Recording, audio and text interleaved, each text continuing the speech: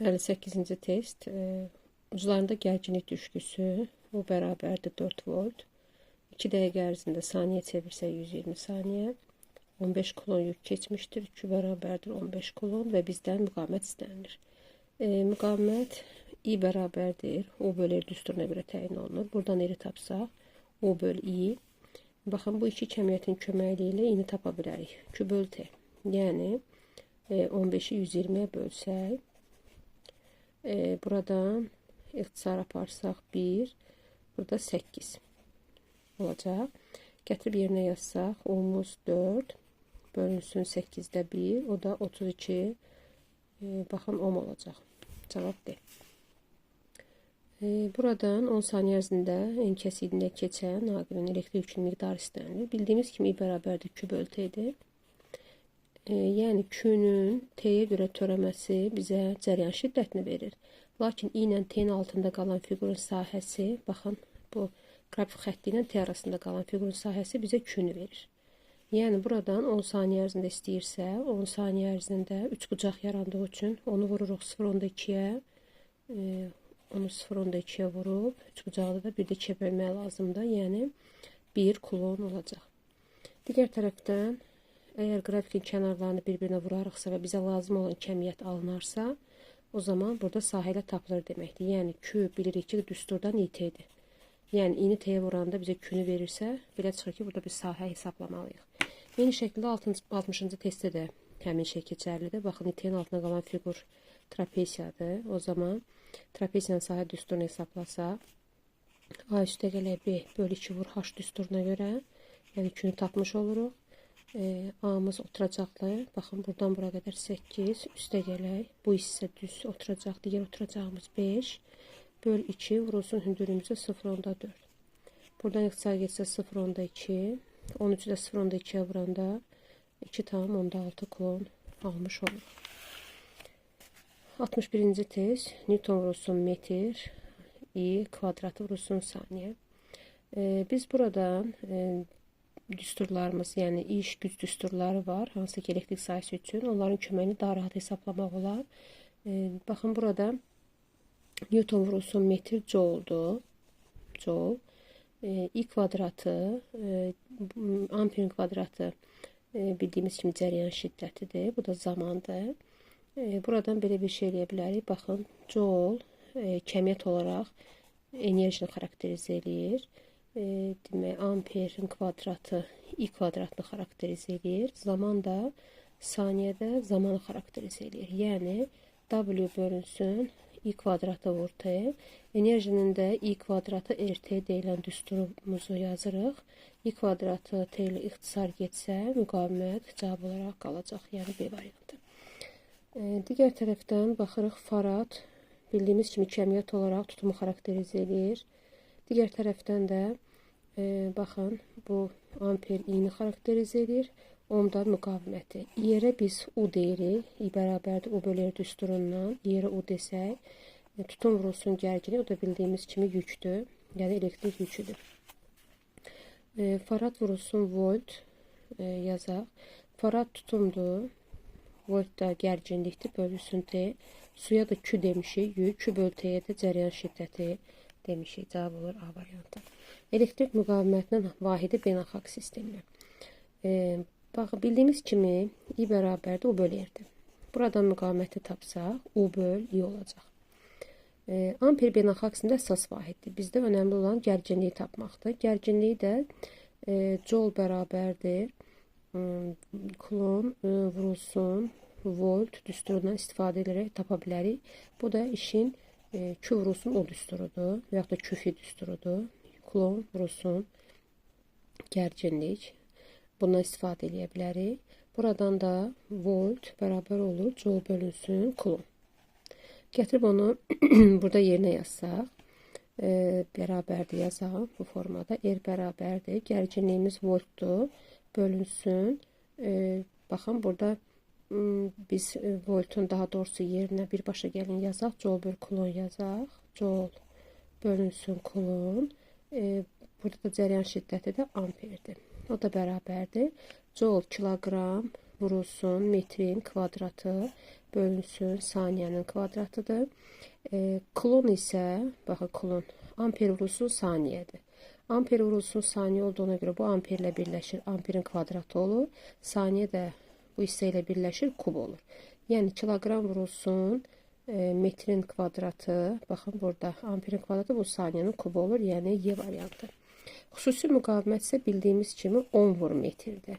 Yəni odur ki, müqaviməti tapandan sonra o vahidi bir də metrə vursaq, yəni kiloqram vurulsun metrin kubu bölünsün amper kvadratı bu saniyənin kubu da xüsusi müqavimətin beynəlxalq sinində slaydlarla açılışı olar. Baxaq variant olaraq, baxın bu Y variantı. Kiloqram vur metr kubu bölünsün amper kvadratı saniyə kubu olacaq. 66-cı testdə bizdən AB arasındakı gərgin 20 volt, tutumu 4 mikrofarad verir. L1-imiz 4 ohm, L2-imiz 8 ohm olduqda L1 müqavimətindəki cəryan şiddəti istənilir. L1 müqavimətlidə fikir versək, cəryan buradan axarkən mani olaraq qarşısına kondensator çıxır. Kondensatorda yüklər və enerjini toplayan bir qurğu olduğuna görə oradan cəryan keçmədiyi üçün cəryan şiddəti L1 müqavimətindəki cəryan şiddətimiz 0 olacaq. Həmçinin də 67-də eynən bu səfər L2-nin yanındakini istəyir. Yenə də kondensator olduğu üçün yanında 0 olaraq qiymətləndirilmiş olacaq.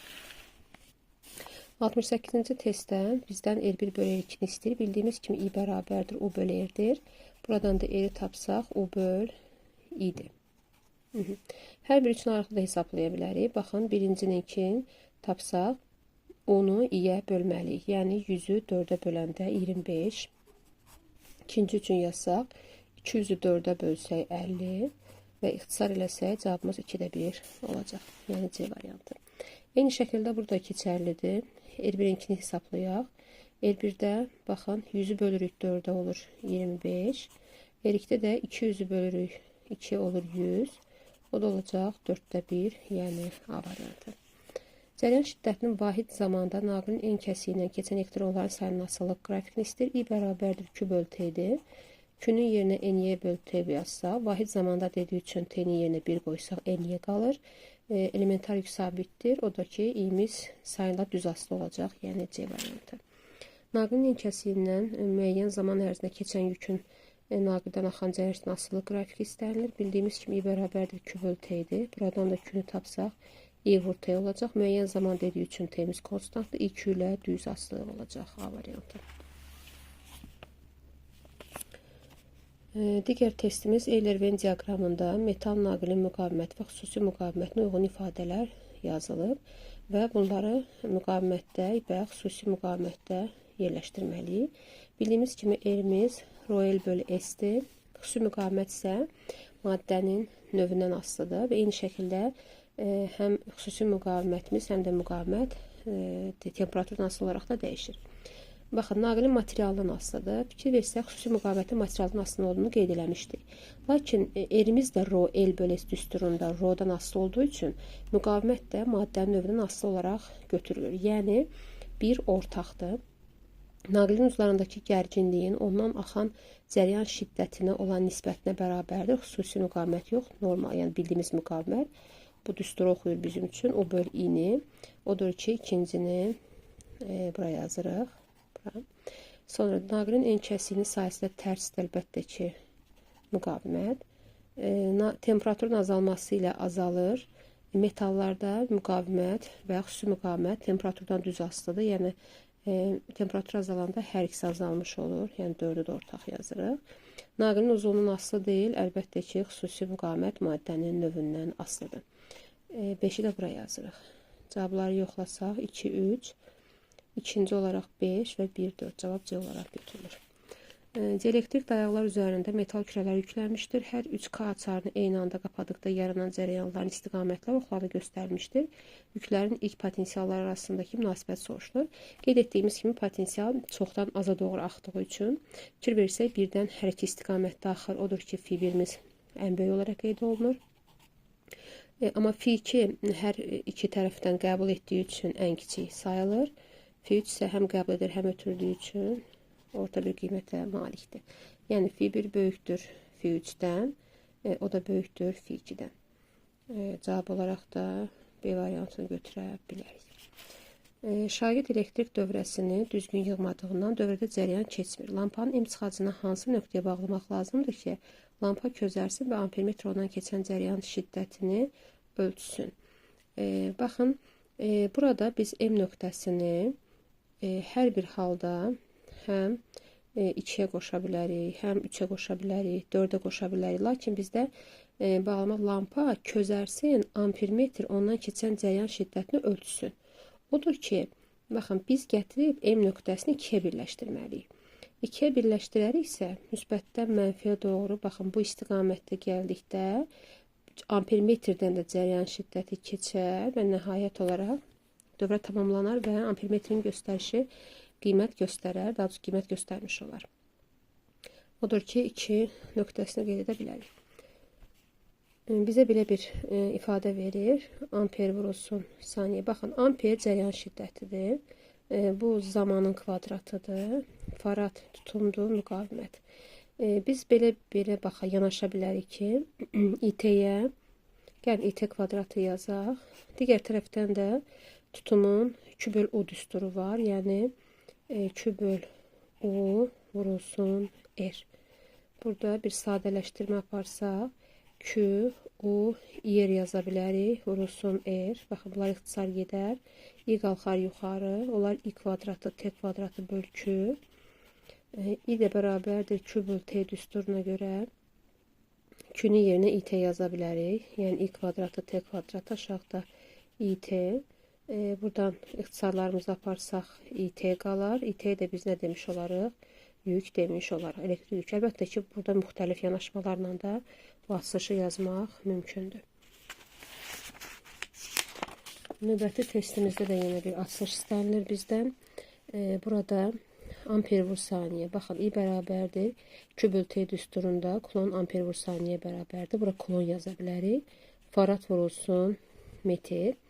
Digər tərəfdən farad bilirik ki, daha doğrusu kulon Q bərabərdir su düsturu, yəni tutumun düsturuna görə yazsaq, farad vurulsun volt yazsaq, farad vur metr, faradlar ixtisar gedər, volt böl metr. Bu da intensivliyin U/D düsturuna görə vahididir, yəni volt bölünsün metr, elektrik sayəsinin intensivliyi.